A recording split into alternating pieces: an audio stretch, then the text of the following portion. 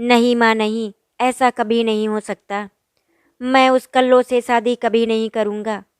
माँ, उससे शादी करना तो बहुत दूर की बात है। मैं तो कभी उसका चेहरा भी नहीं देखना चाहता। माँ, आप मुझे इतने बड़े धर्म संकट में मत डालिए। आप मुझे और मेरे दोस्तों को बहुत अच्छी तरह से जानती हैं। अगर मेरे दोस्तों को पता चला कि मैं उस कल्लो से शादी कर रहा हूँ, तो वो लोग मेरा मजाक उड़ाएंगे। और माँ, गांव वाले भी हमारे बारे में क्या कहेंगे? इस अपमान से तो अच्छा है माँ कि आप मुझे जहर दे दो। मैं मर जाना पसंद करूँगा, पर उससे शादी कभी नहीं करूँगा। आशीष की आंखों में आंसू आ जाते हैं, लेकिन आशीष की माँ नीलम कुछ नहीं कर सकती थी, क्योंकि उनके हाथों में कुछ भी नहीं था। बेटा, मुझे माफ़ कर दे, लेकिन ये शादी तो तुझे करनी ही पड़ेगी। तुम अपने पिताजी को बहुत अच्छी तरह से जानते हो। वो तो लकीर के फ़कीर हैं। उन्होंने श्याम प्रसाद जी को वचन दिया है। मैं चाहकर भी तेरी कोई मदद नहीं कर सकती। आशीष की शादी उसके पिता रघुवीर जी अपने गांव के दोस्त श्याम प्रसाद की बेटी आरती से तय करके आए थे। आरती का रंग जरूर सांवला था, लेकिन वो दिल की बहुत ही अच्छी थी। आरती की उम्र लगभग यही कोई 10 साल की रही होगी। तभी उसकी माँ गुजर गई थी, तो घर के सारे कामों की जिम्मेदारी आरती पर आ गई थी। इसीलिए आरती घर के सारे काम बहुत ही अच्छी तरीके से कर लेती थी। आरती के पिता श्याम प्रसाद जी ने अपनी बेटी को बहुत ही अच्छे संस्कार दिए थे। वो बड़ों का सम्मान करना बहुत अच्छे तरीके से जानती थी। अगर उसमें कोई कमी थी तो सिर्फ और सिर्फ उसका रंग सांवला था। गांव के लोग आरती की बहुत ही तारीफ किया करते थे। वो गांव वालों की बहुत ही चहेती थी। आरती ने अपने सांवले रंग के लिए कभी भगवान को दोष नहीं दिया। वो हमेशा अपने पिताजी के साथ रहना चाहती थी, ताकि वो अच्छी तरह से अपने पिता की देखभाल कर सके। लेकिन एक पिता के लिए उसकी बेटी की शादी की चिंता जब वो जन्म लेती है तभी से शुरू हो जाती है कि उसकी बेटी का विवाह कहाँ होगा, कब होगा और उसका घर परिवार कैसा होगा। एक पिता हमेशा यही तो चाहता है कि उसकी बेटी जहाँ भी रहे हमेशा खुश रहे, उसे कभी किसी चीज़ की कोई तकलीफ ना हो। आरती के लिए रिश्ते तो बहुत आए। उनमें से कुछ लोग तो आरती के सांवले होने के कारण ये रिश्ता ठुकरा कर चले जाते थे, और कुछ लोग उसके सांवले होने का फ़ायदा उठाना चाहते थे। श्याम प्रसाद जी से दहेज में एक मोटी रकम मांगकर उसे अपने घर की बहू बनाना चाहते थे। और श्याम प्रसाद जी का दुर्भाग्य देखिए, एक तो आरती का रंग सांवला, ऊपर से उनके पास देने के लिए दौलत भी नहीं। हमारे आज के समाज में बाहरी सुंदरता बहुत मायने रखती है। एक सांवली लड़की के अंदर के गुण को कोई जानने की कोशिश नहीं करता।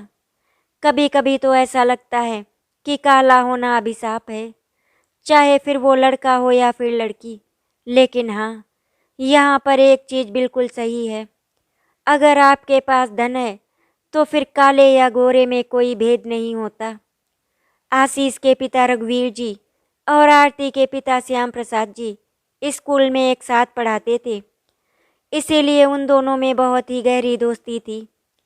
एक दिन रघुवीर जी को अपने दोस्त श्याम प्रसाद जी की परेशानी का एहसास हुआ, तो वो अपने दोस्त की परेशानी को ख़त्म करने के लिए तुरंत ही तैयार हो गए। और रघुवीर जी ने अपने बेटे आशीष से पूछे बिना ही आरती के साथ उसका रिश्ता तय कर दिया। जब आशीष को इस बारे में पता चला तो उसने घर में कोहराम मचा दिया और आरती से शादी करने से साफ साफ मना कर दिया।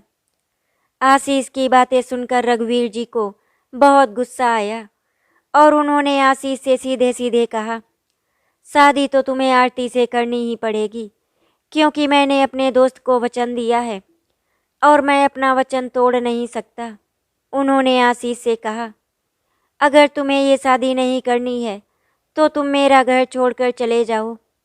आज से तुम मेरे बेटे नहीं। वो बेटा ही कैसा जो अपने पिता का दिया हुआ वचन ना निभा सके। आखिरकार आशीष को रघुवीर जी के दबाव में आकर आरती से शादी करने के लिए हाँ करना ही पड़ा। आशीष ने अपने पिता के सामने इस शादी के लिए एक शर्त रखी कि शादी में किसी को बुलाया नहीं जाएगा, चुपचाप मंदिर में सीधे सीधे तरीके से शादी होगी। आशीष की इस शर्त के आगे रघुवीर जी को हार माननी ही पड़ी और इस तरह आशीष और आरती की शादी सादगी से संपन्न हो गई। कोई भी रिश्तेदार नहीं बुलाया गया। उस शादी में सिर्फ दोनों परिवार के लोग ही मौजूद थे। आशीष की मां नीलम देखने में जितनी सीधी सादी दिखाई देती थी, वो अंदर से उतनी ही चालबाज और चंट किस्म की औरत थी। उन्हें भी आरती बिल्कुल भी पसंद नहीं थी, लेकिन उन्होंने इस बात का एहसास शादी में किसी को नहीं होने दिया। आरती अपने पति आशीष के साथ घर में प्रवेश करने के लिए दरवाजे पर खड़ी थी और रघुवीर जी किसी काम से बाहर चले गए। जब आशीष और उनकी मां ने देखा कि रघुवीर जी कहीं बाहर चले गए, तो आशीष ने वहीं गेट पर माला उतार कर फेंक दी और घर से बाहर चला गया। ये सब देखकर आरती की आंखों में आंसू आ गए। उसे समझ में नहीं आ रहा था कि वो क्या करे। वो चुपचाप दरवाजे पर खड़ी थी। जब आसपास के लोगों ने देखा कि आरती दरवाजे पर खड़ी है, उसकी सास उसका गृह प्रवेश नहीं करा रही थी। थोड़ी देर तक आरती चुपचाप आंसू बहाते हुई वहीं पर खड़ी रही। उसके बाद नीलम जी की आवाज़ आई, अरे कलूटी, वहाँ पर खड़ी खड़ी मेरा मुंह क्या देख रही है? तुझे क्या लगता है मैं तेरी आरती उतार कर तेरा गृह प्रवेश करवाऊंगी? आरती अपनी सासू माँ की बातें सुनकर सब कुछ समझ गई कि आशीष माला फेंक कर क्यों चला गया और क्यों उसकी सासू माँ ने उसे धुतकार दिया। आरती के सारे सपने वहीं पर धरे के धरे रह गए। इतने में नीलम का गुस्सा 7वें आसमान पर चला जाता है और तमक कर कहती है, अरे कुलच्छनी, यहाँ पर खड़ी होकर क्या अपने बाप के लिए रो रही है, जिसने हमें दहेज में एक धेला भी नहीं दिया और ऊपर से इस अमावस की रात को हमारे गले बांध दिया।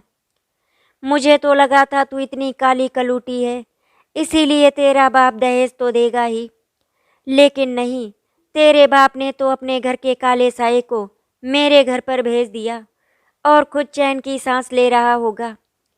अपने पिता के बारे में ऐसी बातें सुनकर आरती से रहा नहीं गया।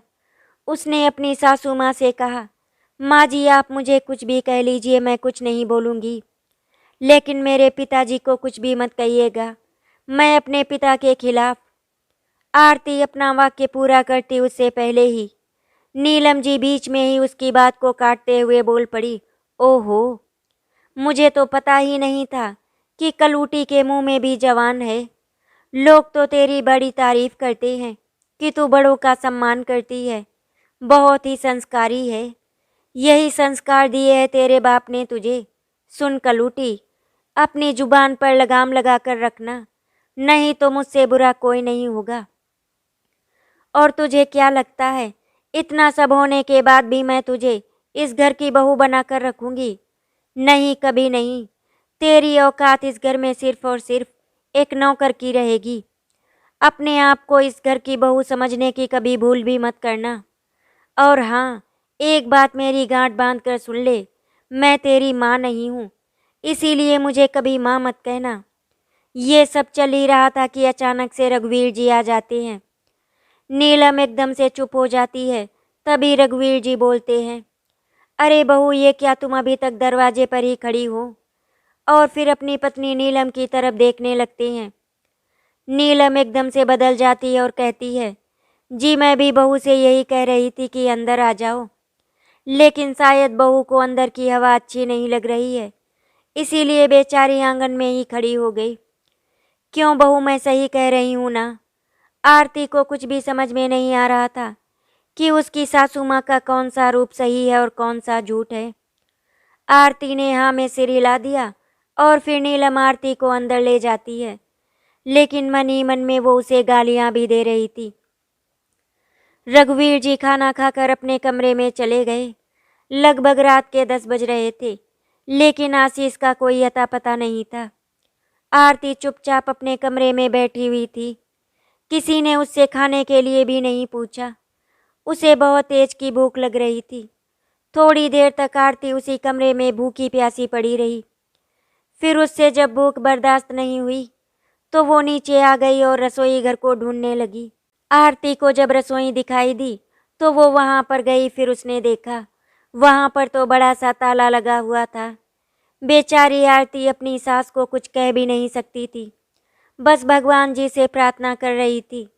आरती जब निराश होकर अपने कमरे की तरफ जा रही थी तो उसने भगवान की मूर्ति के आगे देखा। जो दीपक रखा हुआ था वो बहुत ही धीरे जल रहा था। ये देखकर आरती वहीं पर रुक गई, क्योंकि अब उसको भी तो एकमात्र भगवान का ही सहारा था। भगवान जी को देखकर आरती की आंखों में आंसू बहने लगे। वो भगवान जी से कहने लगी कि हे ईश्वर, मुझे शक्ति प्रदान करे ताकि मैं सबको खुश रख सकूं। इससे ज़्यादा वो कुछ बोल नहीं पाई, क्योंकि उसका गला भर आया। तभी अचानक देखा भगवान के सामने 5-6 लड्डू रखे हुए थे। शायद शादी की वजह से वो लड्डू चढ़ाए गए होंगे। आरती ने भगवान का प्रसाद समझकर 2 लड्डू उठा लिए और भगवान को धन्यवाद कहकर अपने कमरे में चली गई। आरती की आंखों से आंसू बहने बंद ही नहीं हो रहे थे। रोते रोते वो कब सो गई उसे पता ही नहीं चला। जब उसकी आंखें खुली तो देखा सुबह हो चुकी थी। आरती नहा धोकर तैयार होकर नीचे आ गई। आरती ने देखा आशीष भी वहीं पर बैठा हुआ था। रघुवीर जी ने नीलम को इशारा किया तो ना चाहते हुए भी नीलम को आरती के पास जाना पड़ा। नीलम जी आरती को कुछ साड़ियाँ और गहने देकर बोली, नाश्ता करने के बाद इनको पहनकर नीचे आ जाना। गांव वाले आज मुंह दिखाई की रस्म करने के लिए आ रहे हैं और जरा अच्छे से मेकअप कर लेना। जी माँ जी कहकर आरती सारा सामान ले लेती है। नीलम जी मन ही मन में सोचती हैं, चाहे जितना मेकअप कर ले, कल लो ही रहेगी, गोरी थोड़ी ना हो जाएगी। आज आरती थोड़ी थोड़ी खुश थी, क्योंकि उसे पहली बार सजने संवरने का समय मिला था, वरना बेचारी जिंदगी भरी साधारण वेशभूषा से ही जी रही थी। क्योंकि अगर वो थोड़ा सा भी तैयार हो जाती थी तो आस पड़ोस के कुछ लोग ऐसे भी थे जो उसे ताने सुना सुना कर परेशान कर देते थे। कहते थे जब भगवान ने शक्ल ही सुंदर नहीं दी और ऊपर से काला बना दिया तो फिर तैयार होने से क्या फ़ायदा, रहोगी तो काली की काली ही ना। कभी कभी कुछ लोग उसे काली मैया कहकर भी बुलाते। आंगन में औरतों का आना जाना लग गया था। चहलकदमी बहुत ही ज़्यादा हो रही थी। बस सभी इंतजार कर रहे थे नीलम जी की आरती बहू के आने का। आज रघुवीर जी घर पर ही थे, वरना नीलम जी आरती को कहाँ सजने संवरने देने वाली थी, क्योंकि उन्होंने तो उसको पहले ही बता दिया था कि वो इस घर में सिर्फ और सिर्फ नौकरानी बनकर रहेगी। रघुवीर जी ने अपनी पत्नी नीलम की तरफ इशारा किया कि वो आरती बहू को बाहर लेकर आए। इसीलिए नीलम जी आरती को लेने के लिए उसके कमरे में गईं। कमरे में पहुंचकर जब उन्होंने आरती को देखा तो उनके होश ही उड़ गए। नीलम जी ऊपर से नीचे तक आरती को देखे जा रही थी। कुछ देर के बाद आरती जी के मुंह से आवाज़ निकली, अरे ओ करमजली, तूने ये क्या कर दिया? सत्यानाश कर दिया, तुझे तो ढंग से तैयार होना भी नहीं आता। हे भगवान, ये कैसी बहू मुझे मिली है। एक तो कल्लो, ऊपर से इसे सजना संवरना भी नहीं आता, मैं क्या करूं? मेरे तो भाग्य ही फूट गए इसे पाकर। आरती ने कभी मेकअप तो किया नहीं था, बस कभी कभी थोड़े से अलग अलग बाल बना लिया करती थी और चेहरे पर एक क्रीम लगा लिया करती थी। सजने संवरने के नाम पर बस इतना ही आता था। लिपस्टिक बहुत ज़्यादा हो गई थी, आंखों में काजल भी थोड़ा ज़्यादा हो गया था, साड़ी भी लपेट कर खड़ी थी। ये सब देखकर नीलम का गुस्सा 7वें आसमान पर पहुंच गया। अरे निर्लज्ज, तेरी सूरत तो पहले से ही कलंक की तरह है, और दूसरा अगर तू इस रूप में नीचे आ गई तो तुझे घर से निकालने में मुझे ज़्यादा वक्त नहीं लगेगा, और अब की बार आशीष के पापा भी मुझे रोक नहीं पाएंगे। आरती को खरी खोटी सुनाकर नीलम जी नीचे आ गई थी। नीलम को नीचे अकेला आता हुआ देखकर रघुवीर जी चौंक उठे थे कि कहीं नीलम ने फिर से कोई अपनी लीला तो नहीं शुरू कर दी। नीलम ने हाथ जोड़कर सब औरतों से कहा, मेरी बात को समझने की कोशिश करना। आज हमारी बहू की तबीयत थोड़ी खराब हो गई है, इसीलिए हम मुंह दिखाई की रस्म नहीं कर पाएंगे। नीलम की बातें सुनकर औरतें आपस में बातें करने लगी थी। नीलम जी ने सभी औरतों से माफ़ी मांगी। सभी औरतें अपने घर जाने के लिए तैयार हो गई थी। तभी रघुवीर जी बोले, नीलम, सुबह तो आरती बहू बिल्कुल ठीक थी, फिर अचानक से उसकी तबीयत कैसे खराब हो गई। तभी नीलम जी गुस्से में बोली, अगर आपको मेरी बातों पर विश्वास नहीं है तो आप खुद ही जाकर ऊपर देख लीजिए कि उसको क्या हुआ है। कुछ औरतें आपस में बातें करने लगी और कहने लगी कि शादी भी चुपचाप कर ली, किसी को बुलाया तक नहीं। बुलाना तो छोड़ो, किसी को बताया तक नहीं कि आशीष की शादी कर रहे हैं। मुझे तो दाल में कुछ काला लग रहा है। उनमें से एक ने कहा, नीलम बहन, सब ठीक तो है ना? कोई बात तो नहीं है जिसकी वजह से आपको आशीष की शादी ऐसे करनी पड़ी? नीलम जी बोली, नहीं नहीं, सब ठीक ठाक है, कोई बात नहीं है। बस बहू की तबीयत थोड़ी खराब हो गई है। शायद शादी की थकान की वजह से उसकी तबीयत खराब हो गई है। मुंह दिखाई का आयोजन हम फिर कभी कर लेंगे। अभी के लिए मैं आप लोगों से माफ़ी चाहती हूँ। लेकिन उनमें कुछ औरतें ऐसी भी थी जो नीलम की बात कहाँ मानने वाली थी। वो सब अलग अलग तरीके की बातें बनाने लगी। तभी अचानक से उन औरतों को दीवार पर चमचम दिखाई देने लगी। जब उन और लोगों ने ऊपर की तरफ देखा तो आरती लाल रंग की साड़ी और सुंदर गहनों से सजी हुई थी। आरती की साड़ी बहुत ही सुंदर लग रही थी। सभी औरतें नीलम को देखते ही रह गईं। आरती सीढ़ियों से नीचे आकर घूंघट में एक सोफे पर बैठ गई। ऐसा लग रहा था जैसे साक्षात देवी माँ आकर बैठ गई हों। तभी गांव की एक मशहूर औरत ने आरती का घूंघट उठाया। वो बहुओं में कमियां निकालने के लिए बहुत ही प्रसिद्ध थी। जब वो आरती का घूंघट ही उठा रही थी कि नीलम की सांस ऊपर की ऊपर और नीचे की नीचे अटक गई थी। जैसे ही उसने आरती का घूंघट उठाया और उसको देखा, तुरंत ही बोल पड़ी, नीलम, ये क्या है? तेरी बहू के नए नक्श तो बहुत सुंदर हैं और बहू के बाल भी बहुत ही गजब के हैं, लेकिन रंग काला है तेरी बहू का। जब आशीष का ब्याह तय हो रहा था तो तूने देखा नहीं था क्या? जहाँ तक मुझे पता है तुझे तो काले लोग बिल्कुल भी नहीं पसंद, तो फिर बहू कैसे काली ले आई? इतना बोलकर वो हंसने लगती हैं।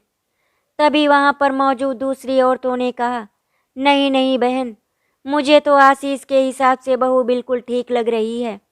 आखिर आशीष भी तो कुछ करता। नीलम जी उस औरत की बात पूरी होने भी नहीं देती हैं और बीच में ही बोल पड़ती हैं, अरे आप लोग ये क्या बेकार की बातें लेकर बैठ गईं? देखो ना, मेरी बहू ने जो हार पहन रखा है वो मेरा पुश्तैनी हार है। आरती बहू के गले में कितना अच्छा लग रहा है। नीलम की बात सुनकर सभी औरतों की नज़र आरती के गले में पड़े हार की तरफ गई। सचमुच हार तो बहुत ही सुंदर था। एक औरत बोली, अच्छा नीलम बहन, जरा ये तो बताओ कि बहू अपने साथ दहेज में क्या क्या लाई है? कुछ दिखाई नहीं दे रहा है। क्या खाली यहाँ चली आई या फिर सामान बाद में आने वाला है? तभी वहाँ पर रघुवीर जी आ जाते हैं और अपनी कड़क आवाज़ में उन्होंने कहा, हमारी बहू ही हमारे लिए सबसे बड़ा दहेज है। हमें फालतू की चीज़ों से क्या मतलब? वैसे भी भगवान की दया से हमारे घर में किसी चीज़ की कमी नहीं है। भगवान का दिया हुआ सब कुछ है हमारे पास। दहेज तो वो लोग लेते हैं जो भिखारी होते हैं। वो लोग कुछ कमाते तो है नहीं, बस दूसरों के धन पर नज़र बनाए बैठे रहते हैं। मैं इतना भी गैर गुजरा नहीं हूँ कि एक पिता से बेटी के साथ साथ दहेज मांगकर उनके घर की खुशियाँ छीन लूँ। मोहल्ले की सभी औरतें रघुवीर जी की बातें सुनकर उनको घूर कर देखने लगीं, लेकिन उनकी बातें सुनकर बोलने की किसी की हिम्मत नहीं हुई। इसके बाद सभी औरतें बहू की मुंह दिखाई करके उसको उपहार भेंट में देती हैं और रस्म को विधिवत पूरा करती हैं।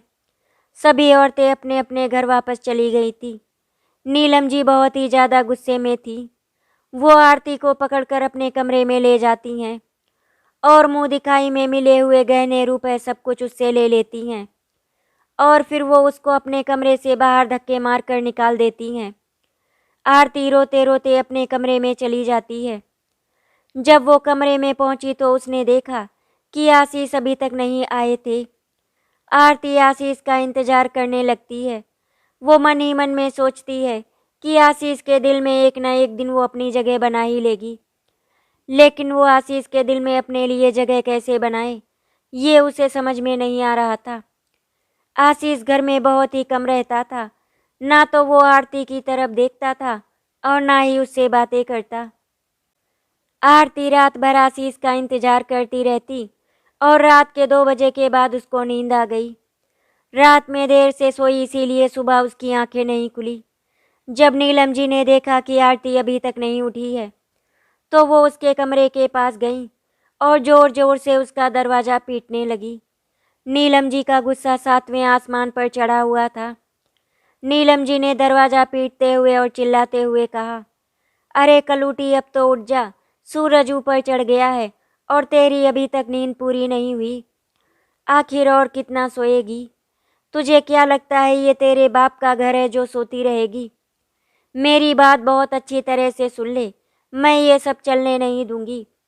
इतना सब बोलने के बाद भी जब आरती ने कुछ नहीं बोला, तो नीलम जी सीधे उसके कमरे के अंदर चली गई और बाल्टी भर पानी उठाकर उसके ऊपर उड़ेल दिया। आरती एकदम से उठकर बैठ गई और अपनी सासू माँ को आश्चर्यचकित आंखों से देखने लगी। उसके साथ इस घर में जो भी हो रहा था, वो उससे बहुत ज़्यादा हैरान थी। वो बिस्तर से उठकर चुपचाप एक कोने में खड़ी हो गई। नीलम जी उसका और उसके पिता का अपमान करती रही और वो चुपचाप खड़ी होकर सुनती रही, कुछ नहीं बोली। अरे काली मैया, तुम मुझे एक बात बताओ, तुम्हारे घर में क्या सब लोग 10 बजे तक सोते रहते हैं? कुछ काम धाम वो लोग करते हैं या नहीं करते हैं? मेरी बात कान खोल कर सुन ले। दोबारा से अगर ये गलती हुई ना, तो मुझसे बुरा कोई नहीं होगा। अब चुपचाप जल्दी से तैयार होकर नीचे आ जा। तेरे बाप ने नौकर नहीं भेज रखे हैं काम करने के लिए। इतना बोलकर नीलम जी नीचे आ गई थी। आरती जल्दी से नहा धोकर तैयार होकर नीचे आ गई थी। नीलम जी रसोई में कुछ काम कर रही थी, तभी रघुवीर जी की आवाज़ आई, अरे नीलम, आरती बहू और आशीष को कुलदेवी के दर्शन के लिए भेज दो। कल चतुर्दशी है, इसीलिए मैंने उन दोनों की टिकट बुक करवा दी है। इतना सुनते ही नीलम जी मुंह बनाने लग गई, लेकिन कुछ कह नहीं पाई थी, क्योंकि नीलम जी रघुवीर जी के सामने शांति रहती थी। उनके सामने वो ज़्यादा बोलती नहीं थी। आरती काम करने के लिए किचन में जा रही थी, तभी रघुवीर जी ने उसे रोक दिया। बहू, तुम अभी किचन में मत जाओ, हमारी कुलदेवी माँ के अच्छे से दर्शन करके आओ, उसके बाद अपनी गृहस्थी आगे बढ़ाओ।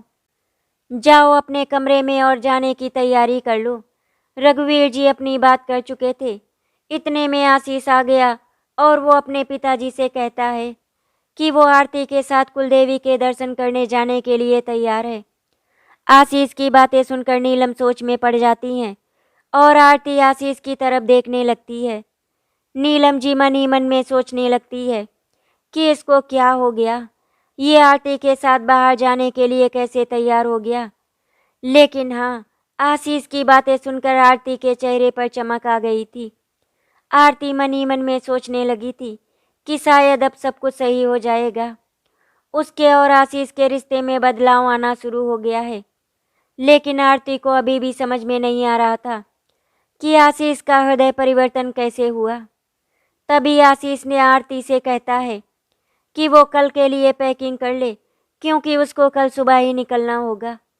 आशीष की बातें सुनकर आरती ने पैकिंग शुरू कर दी थी। उसी समय नीलम जी आरती के कमरे में आती हैं। तुझे क्या लगता है, तू वहाँ कुलदेवी के दर्शन करने जाएगी और उसके बाद घर में आएगी तो आशीष तेरा हो जाएगा? ये सोचने की कभी गलती भी मत करना। वो मेरा बेटा है, मैं उससे जो भी कहूँगी वो सिर्फ और सिर्फ वही करेगा। माँ जी, मैं जानती हूँ कि वो मेरी बात कभी नहीं सुनेंगे, क्योंकि जब वो मेरा चेहरा तक नहीं देखना चाहते तो बात सुनना तो बहुत दूर की बात है। लेकिन माँ जी, जब पापा जी ने कहा है तो जाना तो पड़ेगा ही ना।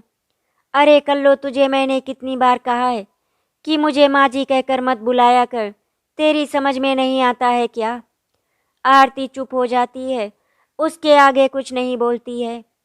आरती अपने मन में सोचने लगती है कि मुझे तो लगा था आशीष जी मेरे साथ कुलदेवी माँ के दर्शन करने जाएंगे तो सब कुछ अच्छा हो जाएगा, लेकिन माँ जी ने तो मेरे सपनों पर पानी फेर दिया।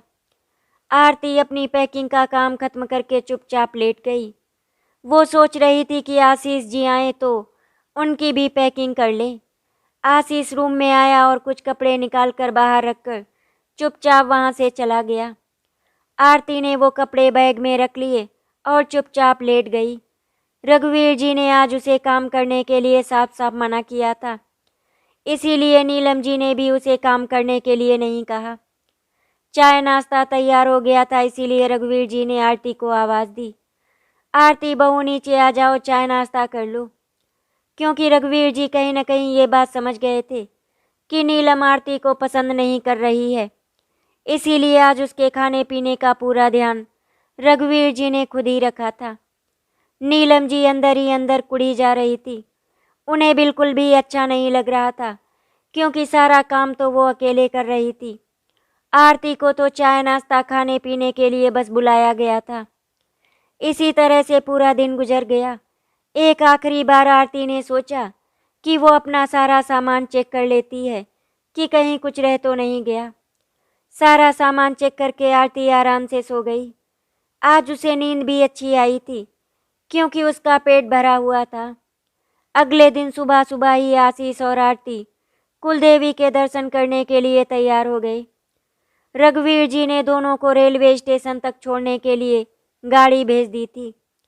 जाते समय आरती ने रघुवीर जी और नीलम जी के पैर छुए तो रघुवीर जी ने दोनों को आशीर्वाद दिया और फिर उन दोनों को जाने की आज्ञा दी। आशीष और आरती कुलदेवी के दर्शन करने के लिए गाड़ी में बैठकर निकल गए। आरती और आशीष कुलदेवी दर्शन करने के लिए मंदिर में पहुंचे। वो स्थान जंगलों से ढका हुआ था।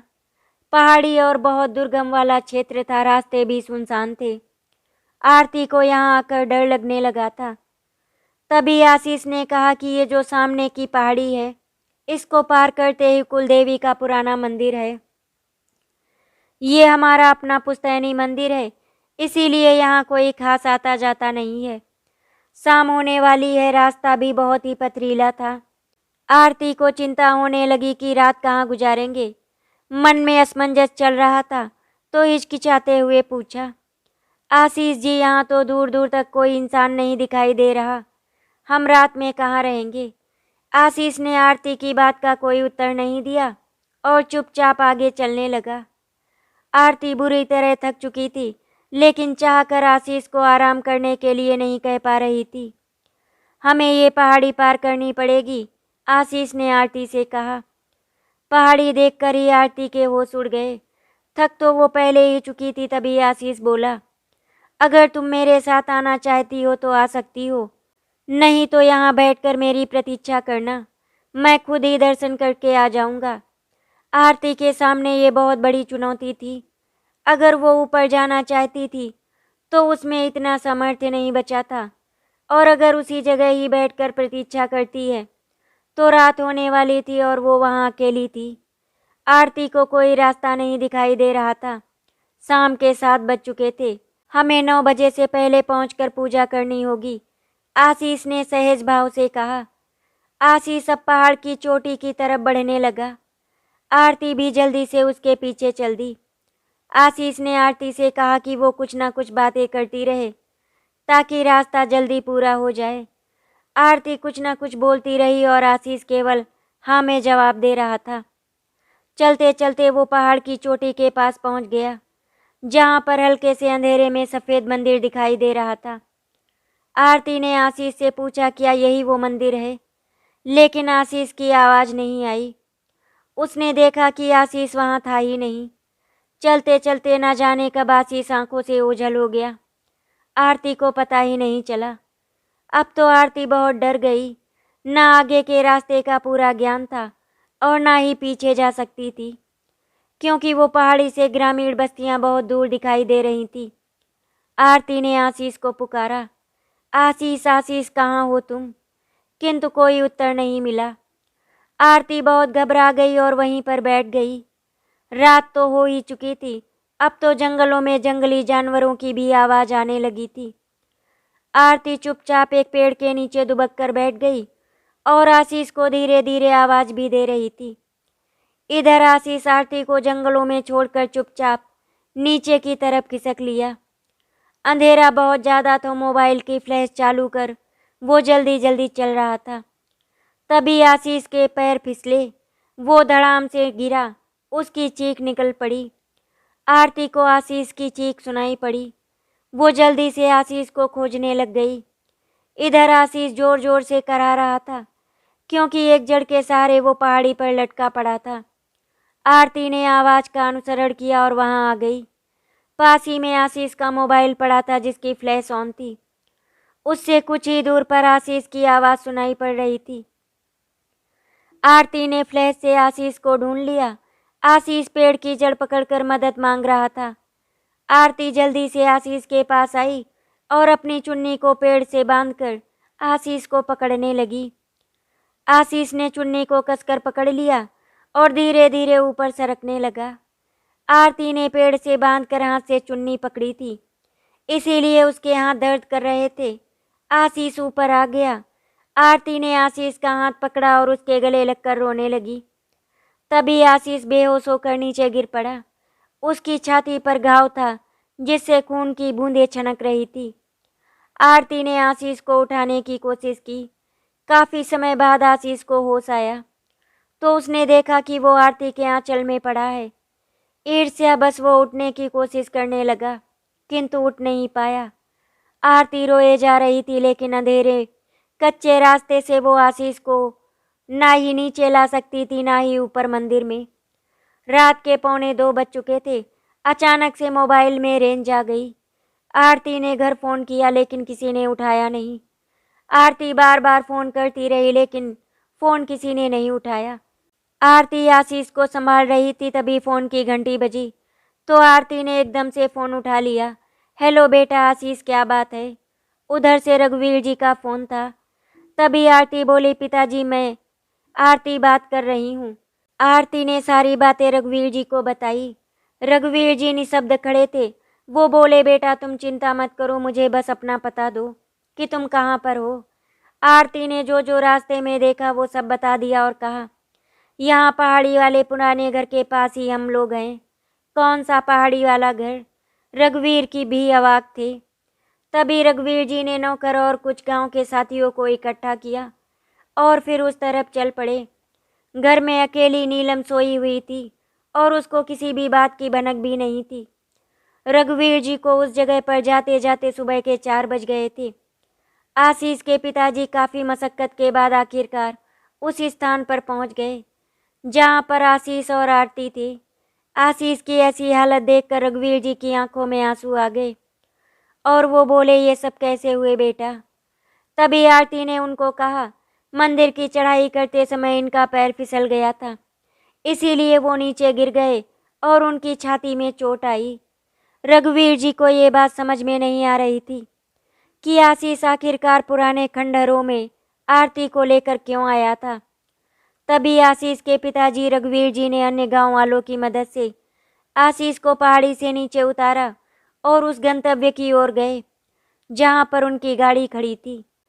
आरती रोए जा रही थी, साथ साथ में रघुवीर जी आरती को दिलासा भी दे रहे थे। आशीष की हालत बहुत खराब थी। वो गाड़ी के पास पहुंच गए। वहां जाकर रघुवीर जी ने आशीष को कार की सीट पर लेटाया और गाड़ी को लेकर शहर के अस्पताल की ओर चले गए। आशीष को जब अस्पताल में ले जाया गया तब डॉक्टर ने उसको जल्दी से इमरजेंसी रूम में रेफर कर दिया। इधर घर पर जब नीलम को ये पता चला कि आशीष को बुरी तरह से चोटें लगी हैं, अब वो जल्दी से अस्पताल की ओर निकल पड़ी। अस्पताल में जाते ही नीलम ने सबसे पहले आरती को गुस्से में देखा और उसको गालियां देती हुई इमरजेंसी रूम की ओर जाने लगी, लेकिन डॉक्टरों ने नीलम को इमरजेंसी रूम में जाने से रोक दिया। तब आरती नीलम को दिलासा देने के लिए उनके पास आई। नीलम ने गुस्से में भरकर उसको कहा, अरे कुलच्छनी, मेरे बेटे ने तेरा क्या बिगाड़ा था जो तूने मेरे बच्चे को इस हालत में ला दिया? रघुवीर जी नीलम को रोकने लगे, लेकिन वो आरती को गालियां दिए जा रही थी।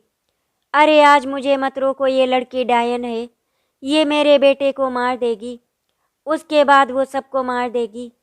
ये हमारे घर को शमशान बनाने के लिए आई है। आरती भी खड़ी खड़ी रोए जा रही थी। तभी डॉक्टर साहब बाहर निकले और बोले, ऑपरेशन के लिए पेशेंट को खून की ज़रूरत है। आप जितनी जल्दी हो सके खून का प्रबंध करें। रघुवीर जी ने तुरंत सभी ब्लड बैंक में गए, किंतु कहीं पर भी खून नहीं मिला। थक हार कर वापस अस्पताल में आ गए और बोले, कहीं पर भी खून का इंतजाम नहीं हो पाया। नीलम जोर जोर से रोने लगती है। हे ईश्वर, उस काली डायन ने ये क्या कर दिया। रघुवीर जी नीलम को समझाने लगे। अभी डॉक्टर ऑपरेशन थिएटर से बाहर निकल कर आया। रघुवीर जी और नीलम सभी लोग डॉक्टर को ऐसे देखने लगे जैसे कोई बुरी खबर की आशंका हो। डॉक्टर साहब बोले, कॉन्ग्रेचुलेसन, ऑपरेशन सफल हुआ। नीलम एकदम से ऑपरेशन थिएटर में जाने लगी तो डॉक्टर ने रोका। अभी नहीं, थोड़ी देर बाद पेशेंट को प्राइवेट रूम में भेज दिया जाएगा। अभी उनको आराम की सख्त ज़रूरत है। किंतु डॉक्टर साहब, बिना खून के ऑपरेशन कैसे हो गया।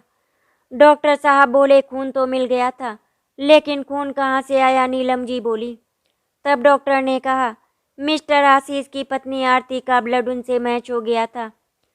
उन्होंने ही ब्लड देकर अपने पति की जान बचाई है, वरना आज कुछ भी हो सकता था। नीलम अवाक रह गई थी एवं रघुवीर जी के चेहरे पर मुस्कान और आंसू भर आए और वो बोले, आरती है कहाँ। तभी आरती भी वहाँ आ जाती है। कुछ थकी हुई सी लग रही थी।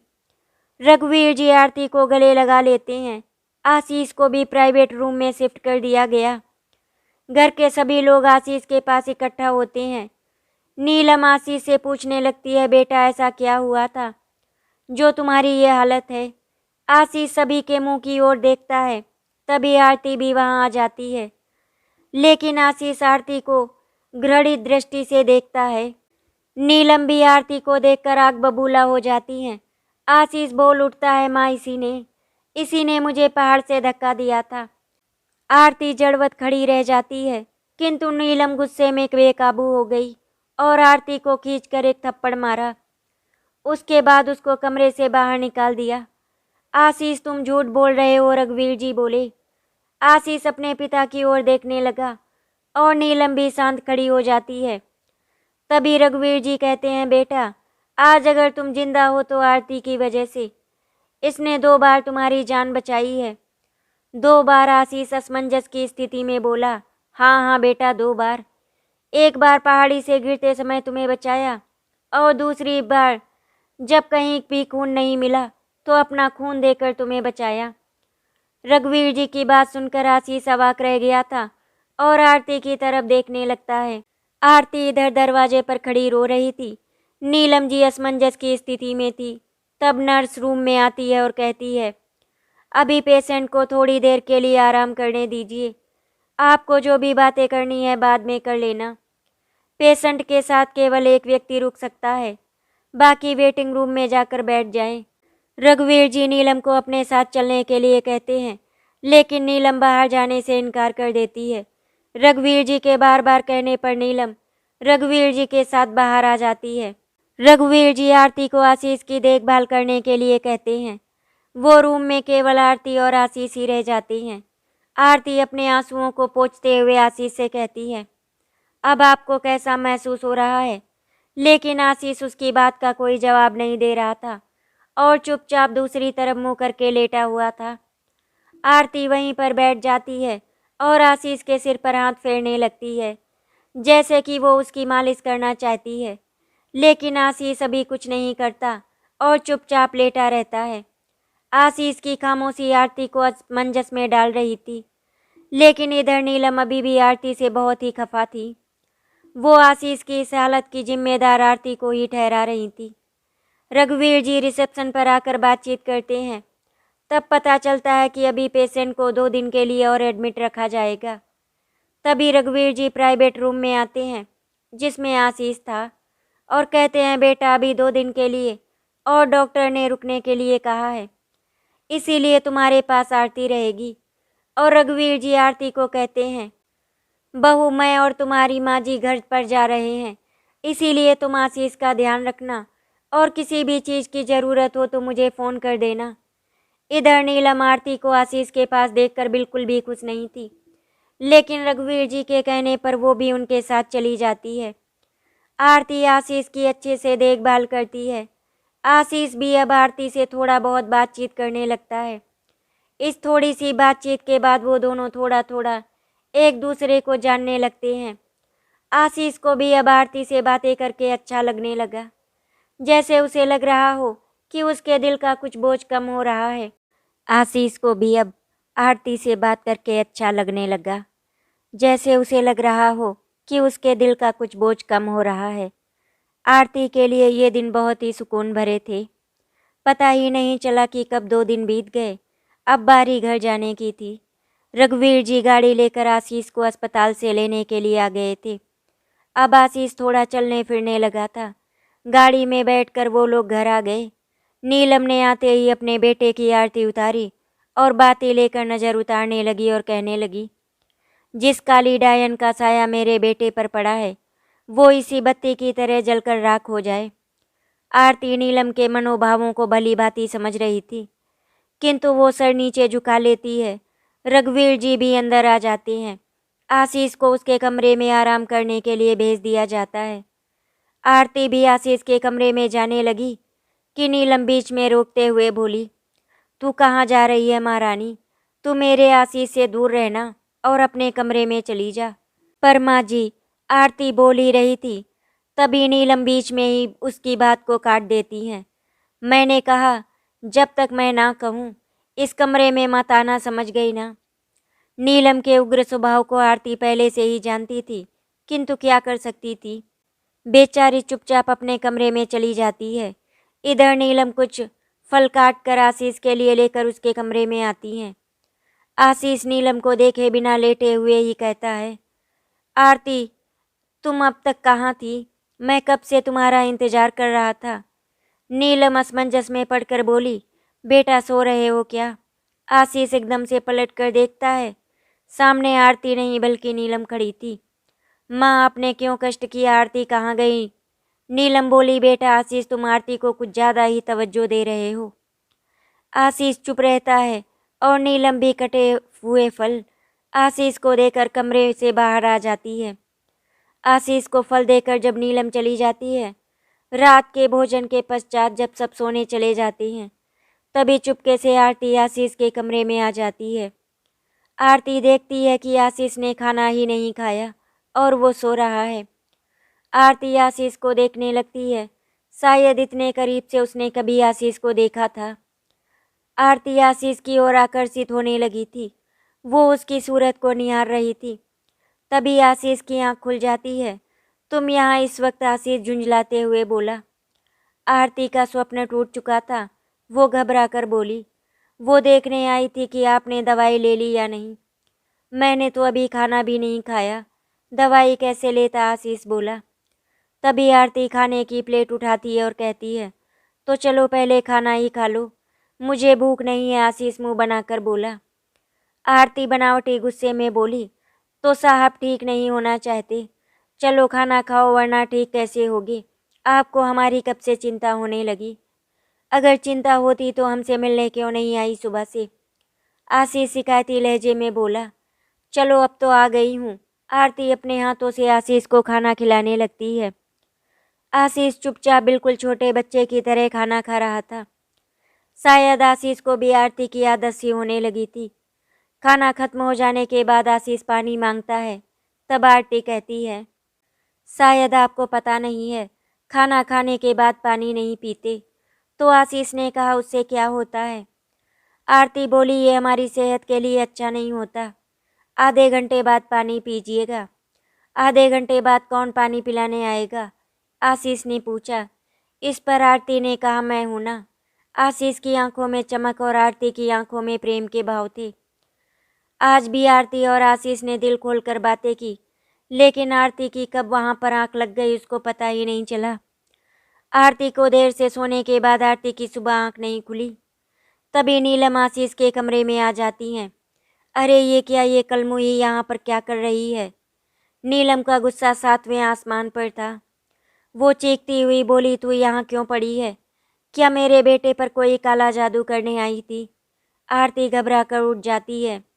आशीष की भी आंख खुल गई। वो बोला, माँ आप क्यों चिल्ला रही हो? अरे बेटा देखना, ये कलमुही यहाँ पर पड़ी है तुम्हारे बिस्तर के पास।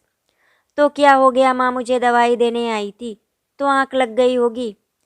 तुम्हें दवाई देने मतलब ये डायन कल रात से यहाँ पड़ी है। उठ जल्दी, तुझे अभी मजा चखाती हूँ।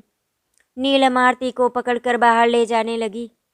तभी आशीष बोला, माँ उसे छोड़ दो, तुम उसको ऐसे क्यों कोस रही हो। नीलम आरती को लेकर उसके कमरे में चली गई और बोली, मेरे बेटे से जितना दूर रहोगी उतना तुम्हारे लिए अच्छा है, नहीं तो तुम मुझे नहीं जानती। ऐसा इल्ज़ाम लगाऊंगी कि कहीं की नहीं रहोगी, कहकर दरवाज़ा बंद करके चली जाती हैं। इधर आशीष भी अपनी माँ के ऐसे बर्ताव से दुखी था और आरती कमरे में खड़ी थी। आशीष सोचता है उसकी माँ से एक बार आरती के विषय में बात करनी पड़ेगी। कुछ समय बाद जब नीलम आशीष के पास जाती है तब आशीष अपनी माँ को अपने पास बैठने के लिए कहता है। नीलम आशीष के बदले रवैये से बहुत ही ज़्यादा गुस्से में थी। आशीष नीलम से कहता है कि मुझे आरती के विषय में आपसे बात करनी है। तभी नीलम जी कहती हैं कि अब तुम ये मत कहना कि तुम आरती को पसंद करने लगे हो। तब आशीष के चेहरे पर मुस्कान आती है। नीलम जी समझ जाती हैं कि आशीष की मंशा क्या थी। वो आशीष को कहती हैं, तुम जो कुछ भी करोगे वही सही है। ये सब कहकर नीलम जी कमरे में चली जाती हैं। आशीष के मन में ऐसा क्या चल रहा था कि नीलम जी ने तुरंत भाप लिया। आरती इधर अपने कमरे में थी। उसे अपनी सास की बातों का कोई फर्क नहीं पड़ रहा था, क्योंकि वो अपने सुनहरे भविष्य के सपने आशीष के साथ सजो रही थी। शायद उसका अंतर्मन बार बार आशीष के ही ख्वाब उसको दिखला रहा था। आरती के दिल में प्रेम के अंकुर चुपचाप पनप रहे थे। दोपहर के वक्त आरती चुपके से आशीष के कमरे में आ जाती है। आशीष उस समय सो रहा था तो आरती चुपचाप से निहार रही थी। अचानक से आशीष की आंखें खुलती हैं तो आरती का ख्वाब टूटता है। अरे तुम कब आई? मैं बस अभी आई। क्या आपने दवाई ले ली? हाँ बस अभी लेने ही वाला था। आप भी ना बिल्कुल अपना ख्याल नहीं रखते। दवाई समय पर नहीं लेंगे तो ठीक कैसे होंगे? आशीष मुस्कुराया, तुम हो ना मेरा ख्याल रखने के लिए। आरती को जैसे सुकून मिल रहा था। वो आशीष को दवाई देती है। आशीष दवाई खाकर आरती को कुछ समय के लिए वहीं बैठने को कहता है, किंतु आरती कहती है कि माँ जी गुस्सा होंगी। आशीष कहता है, माँ अभी किसी काम से बाहर गई हैं। आरती वहीं बैठ जाती है और आशीष से बातें करने लगती है। आशीष भी आरती के साथ काफ़ी घुल मिल गया था। आशीष आरती से कहता है कि क्या वो उसे पसंद करती है। आरती शर्म से मुंह नीचे कर लेती है। आशीष आरती को कहता है कि वो उसे अपनी एक सबसे अच्छी दोस्त के नज़रिए से देखता है। आरती के दिल की धड़कन तेज हो रही थी और उसकी आंखें बहुत कुछ बयां कर रही थी। आशीष आरती से कहता है कि वो किसी और लड़की से प्यार करता है। आरती का एकदम ख्वाब टूटा। आप झूठ कह रहे हैं ना? नहीं आरती, ये सच है कि मैं किसी और लड़की से प्यार करता हूँ, लेकिन बाबूजी ने मेरी शादी तुमसे करवा दी। मैं अभी उसको बुला नहीं पाया हूँ। आरती का सपना टूट चुका था। उसके हृदय में गहरा आघात लगा था और वो चाहकर भी कुछ नहीं बोल पाई। आरती वहाँ से उठी और भागकर अपने कमरे में चली गई। हे ईश्वर, ऐसा मेरे साथ ही क्यों होता है? मुश्किल से कोई खुशी मिली थी, वो भी आपको अच्छी नहीं लगी। मेरा दुर्भाग्य मेरा साथ कभी नहीं छोड़ेगा। आरती घुट घुट कर रोने लगी। आखिर आरती भी तो उस व्यक्ति पर दिल लगा बैठी थी जो कि उसका कभी था ही नहीं। अब तो केवल रोने के अलावा कोई चारा नहीं था। नीलम भी घर आ चुकी थी। रघुवीर जी आज घर पर ही थे। रघुवीर जी नीलम से पूछते हैं, आज बहू दिखाई नहीं दे रही है? पड़ी होगी अपने कमरे में, एसी की हवा जो यहाँ फप गई है। नीलम जी ने तमक कर जवाब दिया, तुम भी ना हमेशा मुँह से जहर ही उगलती हो। रघुवीर जी की बात सुनकर नीलम को बहुत ही ज़्यादा गुस्सा आ गया था। आपका मतलब क्या है, मैं जहर उगलती हूँ? क्या मैं कोई नागिन हूँ? आप मुझसे ऐसे कैसे बात कर सकते हैं? रघुवीर जी कहते हैं, अरे मैं तो मजाक कर रहा था। नीलम गुस्से में भरकर आंखें तरेर कर वहाँ से निकल जाती है। नीलम जी आशीष के कमरे में आई और बोली, क्या हुआ? माँ, अभी तक कोई प्रक्रिया नहीं आई, बहुत खूब प्रतिक्रिया जरूर आएगी। कुटिल मुस्कान के साथ नीलम वहाँ से निकल जाती हैं और आरती के कमरे में जाकर देखती हैं। आरती बिस्तर पर पड़ी रो रही थी। आरती वहाँ से निकल सीधे नीचे आ जाती है आरती अपने कमरे में पड़ी रो रही थी, लेकिन उसे कब नींद आ गई पता ही नहीं। उसे सपने में दिखाई दे रहा था जैसे दो हंस पानी में घूम रहे हैं, खेल रहे हैं, लेकिन एक दूसरे हंस ने उन पर हमला करके उनको घायल कर दिया। कुछ समय बाद जब आरती की नींद खुलती है तब आशीष वहाँ होता है। अरे आप यहाँ क्यों चले आए? आरती आशीष से कहती है। मेरा मन नहीं लग रहा था, आशीष बोला। डॉक्टर ने मना किया है ना, फिर भी नहीं मानते। आशीष आरती के पास बैठ जाता है और कहता है। उनकी मंशा ऐसी बिल्कुल भी नहीं थी आरती को बुरा लगे। आरती चुप रहती है। आशीष आरती को समझाने का प्रयास करता है, पर आरती उसकी कोई बात नहीं सुनना चाहती थी। इसी तरह कई दिन गुजर गए। एक दिन अचानक से रघुवीर जी का देहांत हो गया। उनको हार्ट अटैक आया था। आशीष एकदम से बेसुध सा जमीन पर गिर गया। नीलम का भी रो रो कर बुरा हाल था। बेचारी आरती, उसकी तो जिंदगी ही लुट गई थी। कोई था जो उसको समझता था, उसकी कदर करता था, किंतु वो भी ये दुनिया छोड़कर जा चुका था। आखिरकार दिल पर पत्थर रखकर सबने सदमा बर्दाश्त तो कर लिया, लेकिन उससे बाहर आने में काफ़ी वक्त लग गया। कुछ महीने के बाद एक दिन आरती आशीष से कहती है, आप वापस कब तक आओगे? तो आशीष ने जवाब दिया, स्पष्ट नहीं कह सकता। आरती कहती है, अपना ख्याल रखना और पहुंचकर फ़ोन कर देना। ओके कहकर आशीष कमरे से निकल जाता है।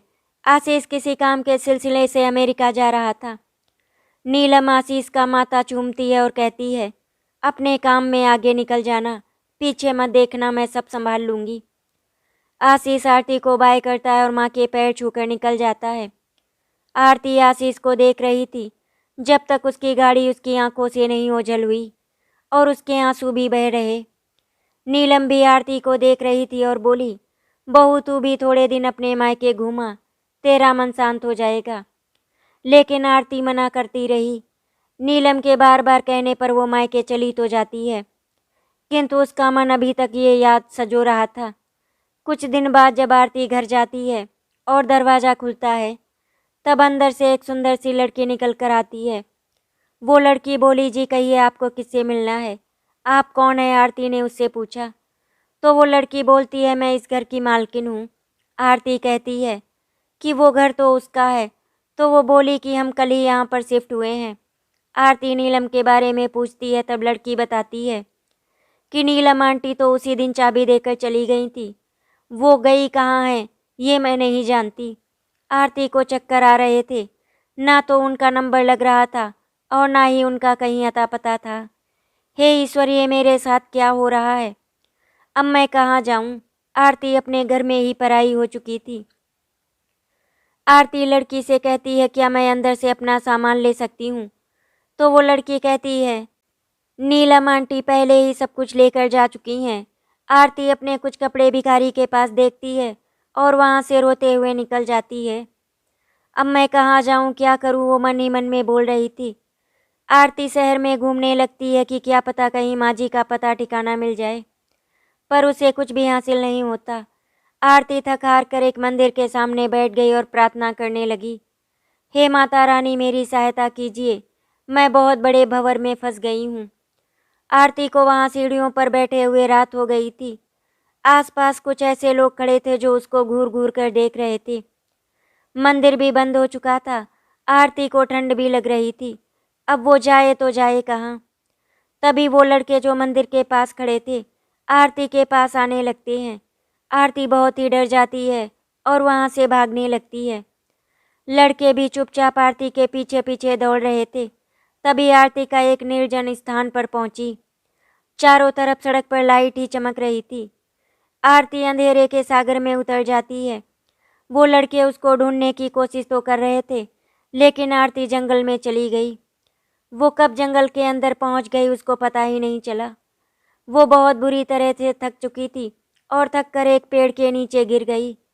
आरती को नींद आ रही थी और वो निर्भय होकर वहाँ सो गई। उसकी मुसीबत अभी भी खत्म नहीं हुई थी।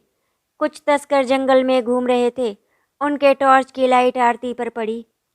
आरती वहाँ पर बेसुध पड़ी थी।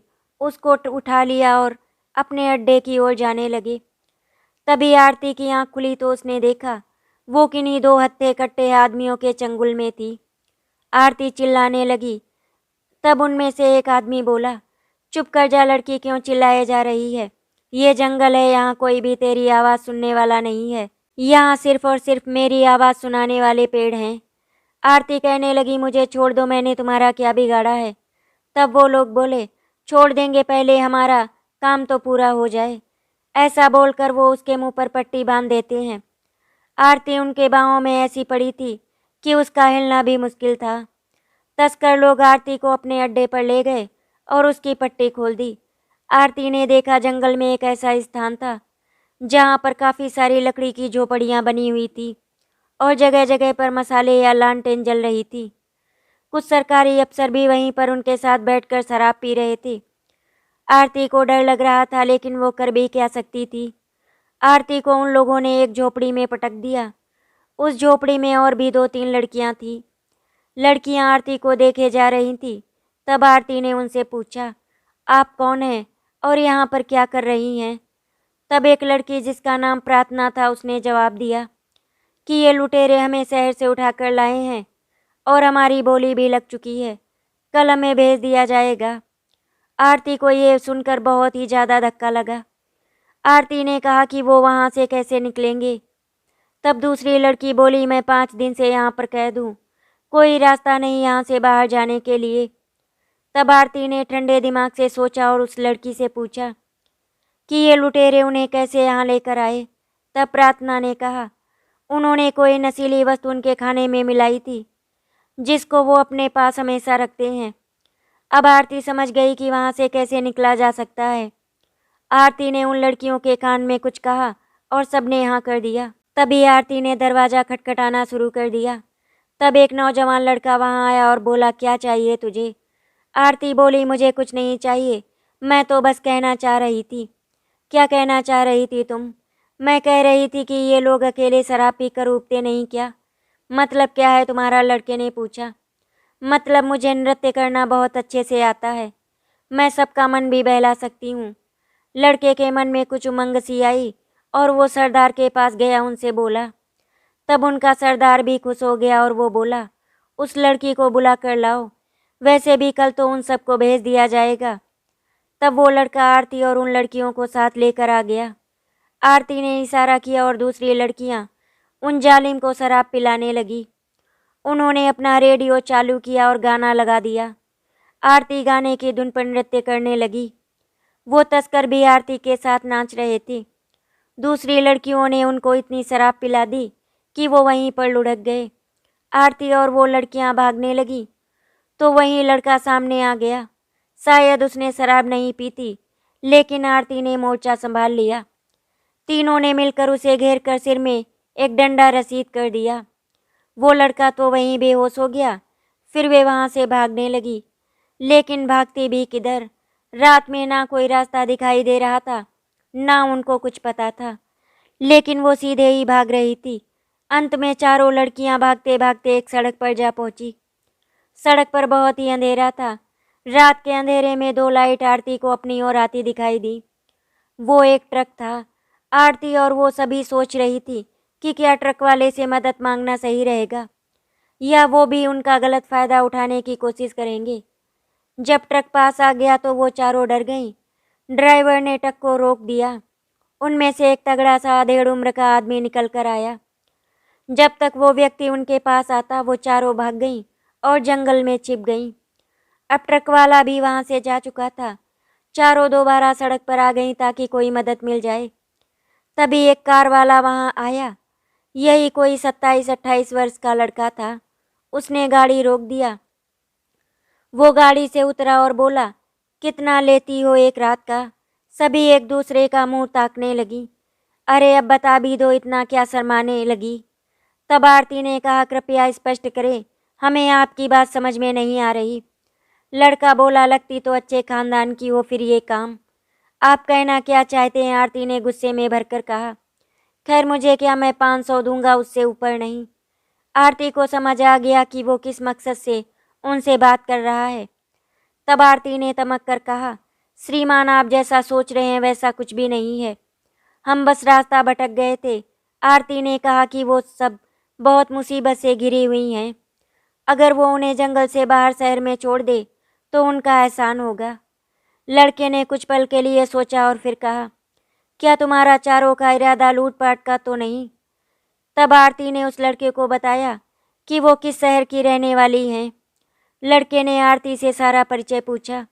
आरती ने बताया कि उसकी शादी रघुवीर जी के बेटे आशीष से हुई। आशीष के विदेश जाने के बाद वो मारी मारी फिर रही है।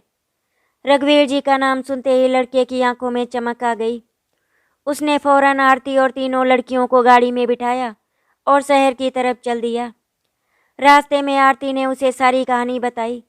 तकरीबन 1.5 घंटा चलने के बाद लड़के ने अपने घर के सामने कार को रोक दिया। काफ़ी रात हो गई थी। उस लड़के ने आरती और बाकी लड़कियों को गेस्ट रूम में भेज दिया और उनके लिए कुछ खाने का प्रबंध भी कर दिया। सुबह होने के बाद काफ़ी देर बाद चारों की आंखें खुली। तब उस लड़के ने बाकी की तीनों लड़कियों को उनका पता ठिकाना पूछकर ड्राइवर से कहकर उनके घरों में भिजवा दिया। अब बारी थी आरती की। वो आरती के पास आया और बोला, आशीष विदेश नहीं गया है, वो यहीं पर है। आरती उसकी बातें सुनकर चौंक गई। ये क्या कह रहे हैं आप? तब उस लड़के ने कहा, मेरा नाम शेखर है और मैं आशीष का सौतेला भाई हूँ। आशीष का सौतेला भाई? आरती चौंक गई। शेखर ने कहा, फिलहाल तुम्हें यह जानना चाहिए कि आशीष और उसकी माँ बहुत मक्कार हैं। उन्होंने बहुत से प्रपंच रचकर उसे घर से निकलवा दिया था। आरती ने कहा, ऐसा कैसे हो सकता है? आशीष तो मुझसे प्यार करता है। ऐसा ही हुआ है मेरे साथ भी और अब तुम्हारे साथ भी वही हुआ। वो तुम्हें कभी नहीं अपनाएंगे। तब आरती बोली, आप रघुवीर जी के बेटे हैं, लेकिन इस तरह लड़कियों को पैसे देकर क्यों? आरती बोलते बोलते चुप हो गई। मेरी जिंदगी कांटों से भरी हुई है, उसमें 2 पल सुकून के ढूंढ लेता हूँ। तभी आरती ने कहा, लेकिन सुकून ये नहीं जिसे आप समझ रहे हैं। तुम ठीक कह रही हो, लेकिन मैं भी क्या करूं? शेखर ने अपना बैग उठाया और आरती से कहा, तुम जब तक चाहे यहाँ पर रह सकती हो। मैं शाम को देर से आता हूँ, कबर्ड में कुछ पैसे रखे हैं, अपने लिए कुछ कपड़े खरीद लेना। इतना कहकर शेखर निकल जाता है। आरती सोच रही थी उसे आश्रय तो मिल गया, किंतु एक अजनबी के साथ वो कब तक रह सकती है। आरती ने पूरे घर का मुआयना किया। शराब की बोतली, बिखरे कपड़े और अस्त व्यस्त सामान। आरती ने सोचा, जब आ ही गई हूँ तो ये सही कर दूँ। एक कमरे में रघुवीर जी की फ़ोटो लगी हुई थी और साथ में किसी मनोरमा नाम की औरत। शायद वो शेखर की माँ थी। आरती ने पूरे घर की साफ सफाई शुरू कर दी और कुछ ही देर में घर को चमका दिया। उसके बाद आरती रसोई घर में गई और वहाँ खाना बनाने लगी, लेकिन रसोई में सभी डब्बे खाली पड़े थे। वो बाजार में गई और कुछ सामान खरीद कर लाई। आरती ने खाना बनाया। शाम को शेखर जल्दी घर आ गया। उसने देखा घर तो चमक रहा है, तो उसे आज पहली बार घर के साथ अपनेपन का एहसास हुआ, क्योंकि उसकी माँ की मौत के बाद अपने रहने के स्थान पर पहली बार उसने घर को साफ सुथरा पाया। शेखर के आते ही आरती ने उसे गर्मा गर्म चाय पिलाई। आरती ने रात को खाना बनाया और शेखर को देने गई, लेकिन शेखर अपने कमरे में बैठकर शराब पी रहा था। शेखर को शराब पीता देखकर आरती चिल्लाई, रुको, तुम ये क्या कर रहे हो? शेखर एकदम से रुक गया और बोला, क्या हुआ? रघुवीर जी के बेटे होकर तुम शराब पी रहे हो? आरती ने शिकायत भरे लहजे में कहा। शेखर बोला, आखिर कब तक तुम मुझे पीने से रोक सकती हो? जब तक यहाँ रहूंगी कम से कम इतना तो कर सकती हूँ, लेकिन जब कल को तुम चली जाओगी तब कौन? आरती के पास शब्द नहीं थे। वो खाना रखकर कमरे से फटाफट निकल गई। शेखर ने खाने की प्लेट को जब देखा तो वही खुशबू और वही अपनापन जो उसकी माँ कभी उसे खाना देती थी, बिल्कुल वैसा ही। शेखर ने चम्मच उठाया और एक और खाने का उठाया और खाने लगा। आज पहली बार उसको एहसास हुआ कि उसका ख्याल रखने के लिए भगवान ने किसी को भेज दिया। शेखर खाने खाने लगा। खाना खाने के बाद कुर्सी पर बैठे बैठे उसको नींद आ गई। रात के समय आरती दोबारा वहाँ पर आई। उसने देखा शेखर कुर्सी पर सोया हुआ है। पैर में जूते ऐसे ही पड़े हैं और पैंट बनियान भी कुर्सी पर गर्दन लटकाए हुए सो रहा था। आरती को शेखर का ये हाल देखकर गुस्सा आया, लेकिन वो फिर भी हंसी। कोई इतना लापरवाह कैसे हो सकता है कि सोने की भी सुध ना हो? आरती कमरे के भीतर दाखिल हुई और शेखर के पैर से जूते निकालकर शेखर के सिर के नीचे तकिया लगा दिया और चादर ओढ़ाकर वहाँ से जाने लगी। तभी शेखर की आंख खुल गई। तुम यहाँ इस वक्त, सब कुछ ठीक तो है ना? हाँ हाँ, सब ठीक है। मैं तो देखने आई थी कि आपने खाना खा लिया या नहीं। अच्छा, इतनी फिक्र। अब यहाँ पर रह रही हूँ तो इतना तो कर ही सकती हूँ। वैसे भी आप मेरे ससुर के बेटे हैं। तुम अभी भी सोचती हो कि आशीष तुम्हें लेने आएगा? आरती चुप हो गई, वो कुछ नहीं बोली। क्या हुआ, जवाब दो। मैं नहीं जानती।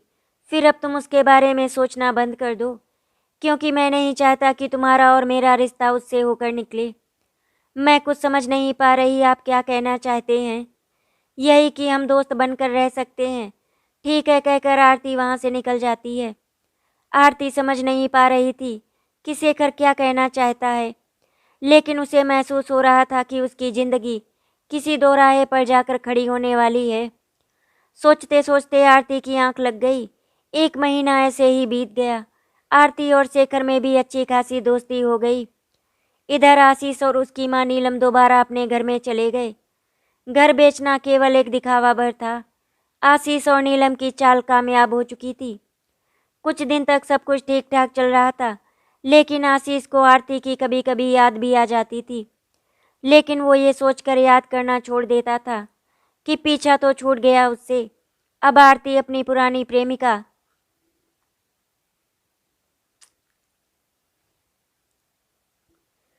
अब आशीष अपनी पुरानी प्रेमिका कावेरी से प्रत्येक दिन मिलने लगा। आरती के न होने से कावेरी भी वहाँ उनके घर हर रोज आने लगी। कावेरी आशीष और आरती के बारे में पहले से ही सब कुछ जानती थी। दोनों में अच्छी खासी बनती थी। कावेरी के लिए ही आशीष ने आरती को छोड़ दिया था। कावेरी एक दिन आशीष के साथ एक शोरूम में गई हुई थी। कावेरी ड्रेस ट्राई करने के लिए चेंजिंग रूम में गई। तभी आशीष की नज़र किसी लड़की पर पड़ी। आरती, आशीष हड़बड़ाया। आरती यहाँ पर क्या कर रही है? क्या वो मुझे ही ढूंढने के लिए आई है? आशीष सोच में पड़ गया। आरती को भी आशीष दिखाई दे गया। वो आशीष की तरफ बढ़ने लगी। आशीष को डर था कि आरती कहीं कोई बखेड़ा ना खड़ा कर दे। आरती आशीष के करीब आई। आशीष का हृदय मारे डर के तेजी से धड़कने लगा। लेकिन आरती आशीष के बाजू से ऐसे निकल गई जैसे कोई अजनबी हो। आशीष उसको देखता ही रह गया। आरती, ये सब क्या है? आशीष ने पीछे मुड़कर कहा, लेकिन आरती ने उसको देखकर नज़रअंदाज कर दिया। आशीष को ये सब बहुत ही बुरा लगा, लेकिन उसके कलेजे पर सांप तब लौटने लगा जब आशीष ने आरती को किसी व्यक्ति के साथ देखा जिसका चेहरा दूर से साफ नजर नहीं आ रहा था। उसकी कार में जाते हुए देखा। आशीष देखता रह गया, लेकिन आरती जा चुकी थी। तभी कावेरी आशीष को ढूंढते हुए वहां पर आ गई। अरे आशीष, तुम बाहर क्यों आ गए हो? आशीष ने कोई जवाब नहीं दिया। अजीब बात है, तुम सड़क की तरफ क्या देख रहे हो? आशीष हड़बड़ाया और बोला, अरे कोई बात नहीं, कुछ नहीं। क्या तुम्हें कुछ पसंद नहीं आया? मुझे यहाँ कुछ भी पसंद नहीं आया। चलो ना, हम सिटी मॉल में चलते हैं।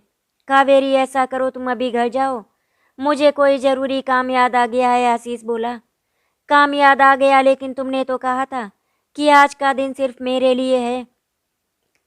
आशीष ने लंबी सांस भरी, फिर कभी लेकर आऊँगा, आज मुझे कुछ ज़रूरी काम है। इतना बोलकर आशीष ने कार निकाली और चला गया। आशीष के ऐसे रवैये से कावेरी परेशान हो गई। आखिर आशीष के दिमाग में क्या चल रहा था? कावेरी मन ही मन बड़बड़ाई, खैर कोई बात नहीं, लड़कों की कमी थोड़ी है। वैसे भी मुझे नहीं लगता ये मेरी ज़रूरतें पूरी कर पाएगा। मुझे कोई दूसरा ही देखना पड़ेगा जो ज़्यादा अमीर हो। कावेरी लड़कों को फंसाना बखूबी जानती थी। आशीष अब सीधे घर चला जाता है, लेकिन आरती और उस शख्स के बारे में सोचकर उसके कलेजे पर सांप लौट रहे थे।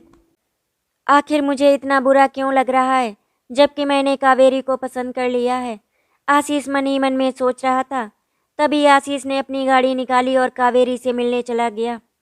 शाम का समय हो चुका था। वो सीधे कावेरी के घर अंदर दाखिल हो गया, क्योंकि दरवाज़ा खुला हुआ था। कावेरी इस घर में अकेली रहती थी। उसके माता पिता दूसरे शहर में रहते थे। आशीष सोच रहा था, मैंने आज कावेरी का दिल तोड़ दिया है। जाते ही उसको बाहों में भर लूँगा और माफ़ी भी मांग लूँगा। वो कावेरी के कमरे में गया, वहाँ कावेरी ही नहीं थी। उसने सारा घर देख लिया, लेकिन कावेरी का कोई अता पता नहीं था। तभी आशीष फ़ोन निकालने लगा। तब उसको कुछ आवाज़ सी सुनाई दी। आवाज़ बाथरूम से आ रही थी। आशीष भी बाथरूम की तरफ गया। उसने अपने मन में सोचा कि कहीं कावेरी को कुछ हो तो नहीं गया। मन में बहुत सारे सवाल पैदा हो रहे थे जिनका जवाब उसको बाथरूम से मिलने वाला था। पर ये क्या, बाथरूम में तो कोई दिखाई नहीं दिया। आशीष जाने ही वाला था कि उसने बाथरूम के अंदर साइड में ऐसा दृश्य देखा जिससे उसके होश उड़ गए। कावेरी किसी लड़के के साथ वहां बाहों में बाहें डालकर खड़ी थी। वो उसे किस कर रहा था। आशीष का गुस्सा 7वें आसमान पर चढ़ पहुंच गया। कावेरी, वो चिल्लाया। कावेरी एकदम से उस लड़के की बाहों से दूर हट गई। ये क्या है, कौन है ये? उस लड़के ने एकदम से आशीष का गला पकड़ लिया और कावेरी को देखकर बोला, कहो तो इसे अभी ठिकाने पर लगा दूं। कावेरी हंसते हुए बोली, तुम्हारे लिए कौन सा ये बड़ी बात है? पहले भी दो को लोगों को ठिकाने पर लगाया ही है। आशीष के होश उड़ जाते हैं। उसको वो अपनी जान से भी ज़्यादा चाहता था और उसके लिए उसने अपनी पत्नी को भी छोड़ा था। आज वो दरिंदा बन उसके सामने खड़ी थी। आशीष ने उससे पता नहीं कितनी बार झूठ बोल बोल कर पैसे लिए थे। तभी कावेरी बोली, जो कुछ भी तूने पहन रखा है सारा सामान यहीं पर रख दे, वरना तेरा अंजाम अच्छा नहीं होगा। आशीष हैरान रह गया। आशीष ने अपनी घड़ी, चैन, अंगूठी, पैसे सब वहां पर रख दिए। तब कावेरी ने उससे कहा, अगर अपनी खैरियत चाहता है तो चुपचाप अपने घर चला जा। आशीष चुपचाप वहां से निकल गया। घर जाकर आशीष को पूरी रात नींद नहीं आई। आखिर राती भी कैसे? उसको इतना बड़ा धोखा जो मिला था, जिससे प्यार किया उसने 1 मिनट में ही इतनी बड़ी सजा दे दी। अब आशीष को रह रहकर आरती की याद आ रही थी। वो सोच रहा था कि उसके साथ ये सही ही हुआ। उसने जैसा कर्म किया वैसा ही मिला। आखिर आरती को उसने भी तो धोखा ही दिया था। वो निद्रा के वश में कब पहुंच गया उसको पता ही नहीं चला। आशीष सुबह उठा तो 10 बज गए थे।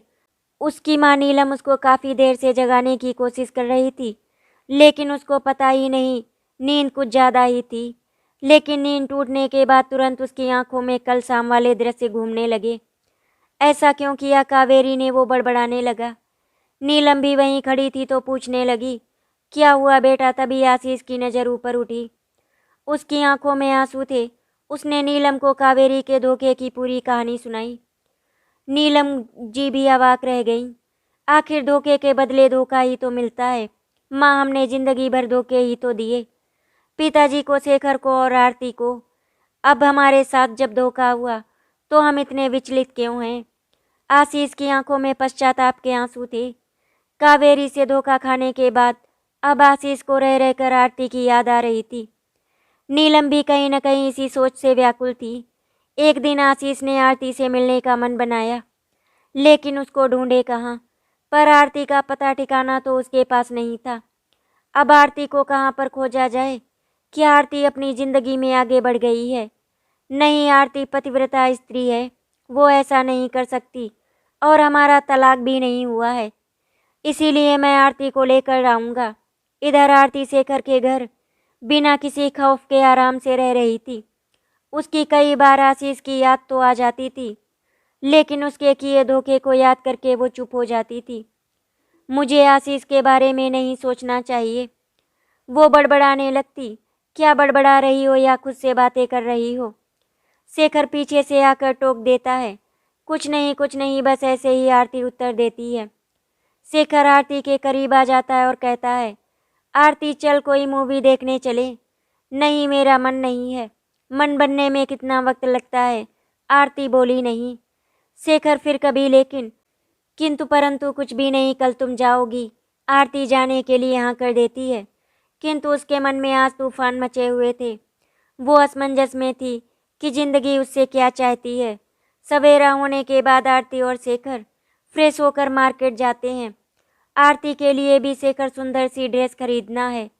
आरती इनकार कर देती है, किंतु शेखर के बार बार कहने पर वो ले लेती है।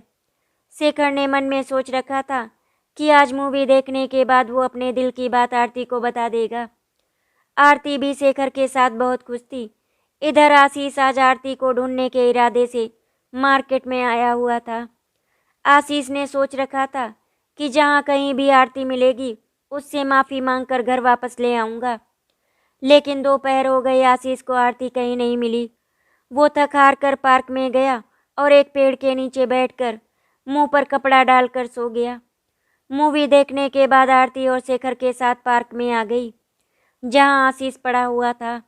उसके थोड़ी ही दूर पे आकर बैठ गई। आरती और शेखर बातें कर रहे थे। तभी शेखर ने अपने दिल की बात आरती को बता दी। आशीष की आंख भी खुल चुकी थी, किंतु उसने ये नहीं देखा कि वो कौन है।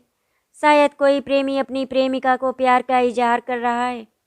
आशीष खुद से बातें करने लगा, लेकिन जब उसने देखा कि वहाँ कोई और नहीं बल्कि आरती और शेखर बैठे हैं, तो वो एकदम से स्तब्ध रह गया। अपनी आंखों से उसने एक ऐसा मंजर देख लिया, आरती और शेखर एक दूसरे के साथ। वो अपनी किस्मत को कोसने लगता है। भगवान, क्या एक धोखा कम था जो एक और मिला। आरती से मुझे ये उम्मीद बिल्कुल भी नहीं थी। मैं यहीं अटका पड़ा हूँ, लेकिन आरती अपनी ज़िंदगी में काफ़ी आगे निकल गई है। वो अभी ये सोचकर वहाँ से निकल जाता है।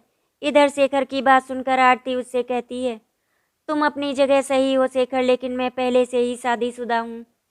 मैं तुमसे शादी कैसे कर सकती हूँ? शेखर बोलता है, आरती तुम शादीशुदा जरूर हो, लेकिन उस शादी के कोई मायने नहीं है। क्या आज तक तुम्हें कभी एहसास हुआ कि तुम आशीष की पत्नी हो? मैं जानता हूँ शादी के बाद भी तुम अलग अलग कमरों में रहते थे। क्या ये पति पत्नी वाले चिन्ह हैं?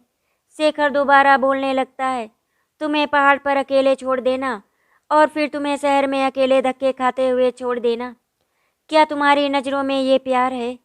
आरती शेखर की बातों का जवाब देने में अक्षम थी।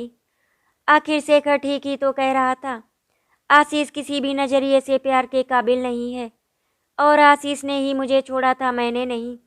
अगर आज शेखर नहीं होता तो मैं इधर उधर की ठोकरें खा रही होती। आशीष भी अपने घर आ जाता है और सीधा आरती के बेडरूम की ओर जाता है और पास ही पड़ी हुई आरती की फ़ोटो देखकर रोने लगता है। आरती, तुमने भी मेरे साथ वही किया जो कावेरी ने किया। मैं तो तुम्हें दिल से चाहने लगा था, लेकिन आशीष का गला भराता है, लेकिन उसकी अंतरात्मा उसे आवाज़ देती है, गलती आरती की नहीं तुम्हारी है। आरती ने तुमको नहीं बल्कि तुमने आरती को छोड़ा था, और छोड़ना ही था तो कानूनी रूप से तलाक लेते। उसको ऐसे धोखा देने का क्या मतलब था? अपना दुख तुमको दुख लगता है और दूसरों का दुख खेल है। सारी रात आशीष खुद से बात करता है और उसका जवाब उसे उसकी ही अंतरात्मा देती रहती है। इधर शेखर और आरती की भी नींद खराब हो चुकी थी, क्योंकि दोनों बहुत ही अजीब स्थिति में थे। आरती अभी भी आशीष से प्यार करती थी, क्योंकि आशीष को भूल पाना इतना आसान नहीं था। उसका मन तो करता कि वो आशीष के पास जाकर बात करे, क्योंकि उसको ऐसा लगता था कि आशीष की ज़रूर कोई न कोई मजबूरी रही होगी, क्योंकि आशीष की आंखों में उसको प्रेम नजर आने लगा था। इधर शेखर, जिसको आरती बहुत आदर देती थी और वो आरती को प्यार भी करता था। आरती और शेखर को मिले हुए अभी 2 महीने भी नहीं हुए थे, और वो पूरी तरह से शेखर को जानती भी नहीं थी, क्योंकि शेखर के चरित्र का अधूरापन भी उसको पहले ही पता लग गया था, जब वो उसको जंगल में मिला था। आरती भी यही सोचते सोचते सो जाती है। सुबह हो जाती है। इधर आशीष आज पूरा मन बनाकर आरती से मिलने का विचार करता है और शेखर के घर की ओर चला जाता है। उसको पता है सुबह सुबह शेखर जिम जाता है तो आरती घर पर अकेली होगी। वो जल्दी से शेखर के घर की तरफ बढ़ता है। आशीष डोरबेल बजाता है तो आरती आकर दरवाज़ा खोलती है। आरती और आशीष एक दूसरे को देखने लग जाते हैं। तभी आरती दरवाज़ा बंद करने लगती है तो आशीष उसको रोक लेता है। रुको आरती, प्लीज़ दरवाज़ा मत बंद करो। आखिर क्यों ना बंद करूं? मैं अनजान लोगों से बात नहीं करती। आरती, तुम्हारा गुस्सा जायज़ है और मुझ पर गुस्सा करना तुम्हारा अधिकार भी है। मेरे तुम पर और तुम्हारे मुझ पर सारे अधिकार समाप्त हो गए। आशीष, सब कुछ शेष नहीं रहा। आरती, तुम मेरी पत्नी हो और अभी तक हमारा तलाक भी नहीं हुआ। तो तुम ये बताने के लिए आए थे कि हमारा अभी तक तलाक नहीं हुआ? तो ठीक है, अब हम तलाक भी ले लेते हैं। प्लीज़ आरती, ऐसी बातें मत करो। एक बार मेरी बात सुन लो। मुझे ना तुम्हारी कोई बात सुननी है, ना तुम्हारी शक्ल देखनी है। मैं तुमसे नफरत करती हूँ। इतना कहकर आरती दरवाज़ा बंद कर देती है। आशीष दोपहर तक दरवाजे पर खड़ा रहता है। उसकी आंखें भी छलकने लगती हैं, लेकिन आशीष ने जब देखा कि शेखर चला आ रहा है तो वो दीवार फांद कर भाग जाता है। जैसे ही शेखर घर में आता है तो आरती उससे कहती है कि वो आशीष से तलाक लेना चाहती है। शेखर ने तलाक के सारे कागजात तैयार करवा लिए और आरती ने आशीष को तलाक दे दिया। तलाक के बाद आरती और शेखर दोनों ये शहर छोड़कर चले जाते हैं। शेखर ने दोबारा आरती से कभी शादी के लिए नहीं कहा था। धीरे धीरे करके लगभग 2 साल गुजर गए थे। अब आरती शेखर को बहुत अच्छी तरह से जानने लगी थी और एक दिन खुद आरती ने शेखर से कहा कि अब वो उससे शादी करने के लिए तैयार है। शेखर बहुत ही खुश हो जाता है। आज उसकी खुशियों का कोई ठिकाना नहीं रहता है। थोड़े समय के बाद दोनों कोर्ट में शादी कर लेते हैं और दोनों एक दूसरे के साथ बहुत ही खुश हैं। आशा करती हूँ आपको हमारी कहानी अच्छी लगी होगी। अगर आपको हमारी कहानी अच्छी लगी तो वीडियो को लाइक एंड शेयर करें, चैनल को सब्सक्राइब करें। वीडियो देखने के लिए आपका धन्यवाद।